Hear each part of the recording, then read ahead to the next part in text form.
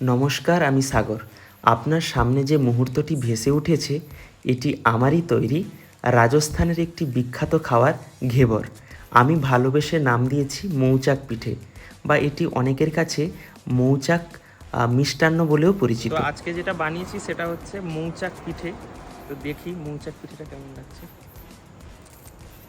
Chop খাচ্ছে।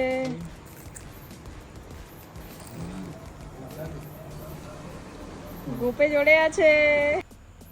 রাজস্থানের এই বিখ্যাত খাবার বানানোর জন্য আমি কোন কোন পথ অবলম্বন করছি সেটি আপনাদের সামনে আমি তুলে ধরছি।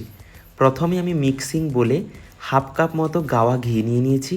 তার উপরেই আমি কয়েক টুকরো বরফ দিয়ে বেশ কিছুক্ষণ এটি মিশ্রণ করতে থাকব।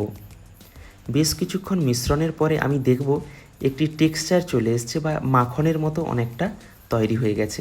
দেখতেই পাচ্ছেন অনেকটাই মাখন হয়ে গেছে। এবং রাজস্থানে এই বিখ্যাত খাবার অনেকের কাছে পরিচিত যারা রাজস্থানে বেড়াতে গেছেন। রাজস্থানের জয়পুরে গোবিন্দজির মন্দির ও শ্রীনাথজির মন্দিরে এই খাবারটি প্রসাদ হিসেবে ব্যবহার করা হয়। তো আমি ঘেবরে তৈরি করার জন্য বা মৌচাক তৈরি করার জন্য আমি ওই মিশ্রণে আমি 2 কাপ মতো ময়দা নিয়ে নিয়েছি। সেটিকে ভালো করে আমি মিশ্রণ করব। মিশ্রণ করার পরে আমি হাফ কাপ মতো বেসন নিয়ে নিয়েছি, সেটিও আমি ভালো করে মিশ্রণ করব। অর্থাৎ আমরা প্রথমে কি মিশ্রণ করলাম, ময়দা মিশ্রণ করলাম 2 কাপ মতো, তারপরে আমি হাফ কাপ মতো বেসন মিশ্রণ করলাম, এবং দুটি ভালো করে মিশ্রণ হয়ে গেলে আমি ওতে সামান্য পরিমাণ লবণ দিয়ে দিচ্ছি স্বাদটিকে একটু বজায় রাখার জন্য। তারপরে আমি ফ্রিজে রাখা ঠান্ডা জল দিয়ে এটিকে ভালো করে মিশ্রণ করে নিব, অর্থাৎ এটিকে তরল করে নিব আমি। এতে কিন্তু ঠান্ডা জলই ব্যবহার করতে হবে। তো যাই হোক, আমি মিশ্রণটা ভালো করে করে নিচ্ছি। এবং আপনারা যারা এই খাবারের সঙ্গে পরিচিত অবশ্যই কিন্তু আমাকে বলে যাবেন।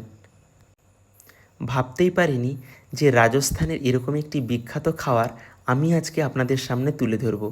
তো যাই হোক, ভালো করে ময়দা ও বেসন মিশ্রণ হয়ে গেলে এবং তাতে জল দিয়ে দিয়েছিলাম ঠান্ডা জল, তারপরে কিন্তু আমি 1 কাপ মতো ঠান্ডা দুধ নিয়ে ওই ব্যাটারটা তৈরি করে নিচ্ছি।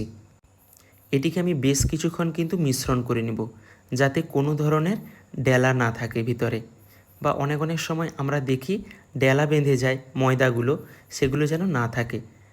তো ভালো করে মিশ্রণের পরে আমি এটিকে 15-20 মিনিট মতো ডিপ ফ্রিজে রেখে দিয়েছি।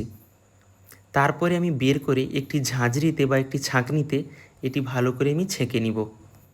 তারপরে আমি ননস্টিক কড়াই বসিয়েছি এবং মাঝখানে আমি একটি স্টিলের বেড়ি দিয়ে দিচ্ছি, এবং চারিদিক আমি তেলে ভর্তি করে দিব। বেড়ি দেওয়ার কারণ হলো আজকে যেই মৌচাক পিঠে বা ঘেবর বানাবো ওটা কিন্তু ওই শেপে আনানোর জন্য আমি বেড়িটা ব্যবহার করছি। কারণ কড়াইটা কিন্তু অনেকটা যেহেতু রাউন্ড, সেই কারণের জন্য অনেক বড় হবে। তো যাই হোক, আমি ওই বেড়ির মধ্যে ওই ব্যাটারটা আমি 1-2 ফোঁটা করে চামচ দিয়ে আমি ঢেলে নিচ্ছি। এবং দেখবেন একসঙ্গে বেশি পরিমাণে কিন্তু আমি দিচ্ছি না, আমি 1-2 ফোঁটা দিচ্ছি, এবং সেগুলোকে যখনই বুজবুজ করে উঠছে তারপরেই কিন্তু আমি আবার ঢালছি।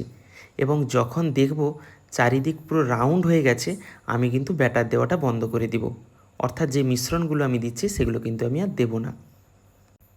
কিছুক্ষণ ওই গরম তেলে আমাকে রাখতে হবে। তারপরে মাঝখানে আমি একটি ছিদ্র করে নিচ্ছি, কারণ এর শেপটাই কিন্তু এরকম। তো দেখতেই পাচ্ছেন অনেকটা মৌচাকের মতো হয়ে গেছে।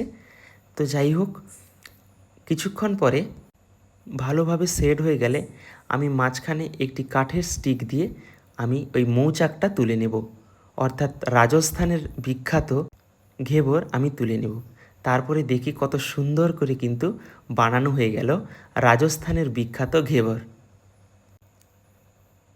আপনাদের ভালোবাসায় ও আশীর্বাদে কত সুন্দর একটি অসাধারণ রেসিপি আজকে আমি বানিয়ে ফেললাম।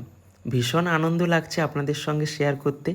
তো যাই হোক, কিছুক্ষণ পরে আমাদের মৌচাক তৈরি হয়ে গেল, বা রাজস্থানের বিখ্যাত ঘেবর তৈরি হয়ে গেল।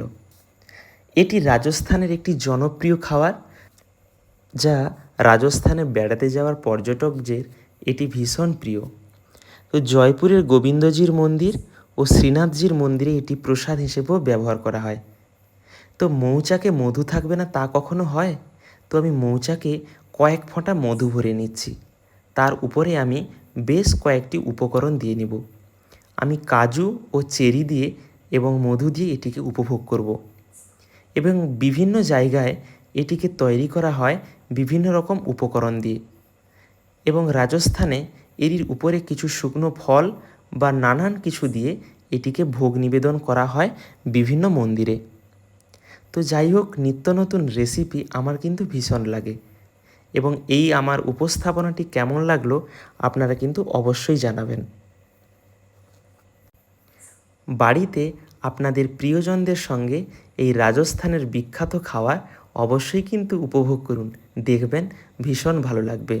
ছোট্ট ছোট্ট মুহূর্তগুলি স্মৃতি হয়ে থাক আমাদের সকলের কাছে। ভালো থাকবেন।